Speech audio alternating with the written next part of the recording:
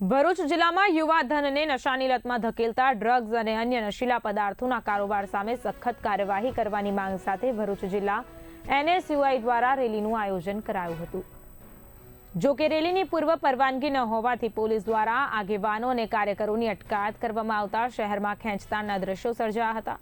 આ દરમિયાન કેટલાક કાર્યકરોના કપડા ફાટી જવાના બનાવો પણ સામે આવ્યા હતા। એનએસયુઆઈ દ્વારા ડ્રગ્સ મુક્ત કેમ્પસ અભિયાન અંતર્ગત ભરૂચ શહેરના સ્ટેશન સર્કલથી કલેક્ટર કચેરી સુધી રેલી યોજવાની જાહેરાત કરવામાં આવી હતી।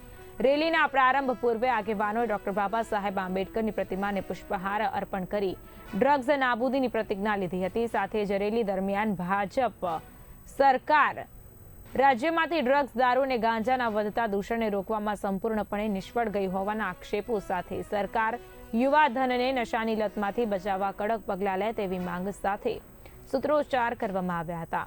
જો કે વહીવટીતંત્ર દ્વારા રેલીની પરવાનગી આપવામાં આવી ન હોવા છતાં એનએસયુઆઈ દ્વારા રેલી આગળ વધારવામાં આવી હતી।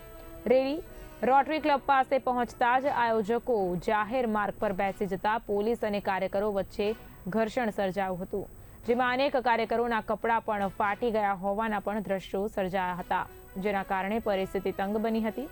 તો પોલીસે તમામ આગેવાનો અને કાર્યકરોની અટકાયત કરી તેમને એ ડિવિઝન પોલીસ સ્ટેશન ખાતે લઈ જવાયા હતા। આ રેલીમાં ગુજરાત એનએસયુઆઈના પ્રદેશ પ્રમુખ નરેન્દ્ર સોલંકી, ભરૂચ જિલ્લા એનએસયુઆઈ પ્રમુખ યુવરાજસિંહ ચૌહાણ, ભરૂચ જિલ્લા કોંગ્રેસ પ્રમુખ રાજેન્દ્રસિંહ રણા તથા યુથ કોંગ્રેસના આગેવાન શેરખાન પઠાણ સહિત અનેક આગેવાનો અને કાર્યકરો જોડાયા હતા।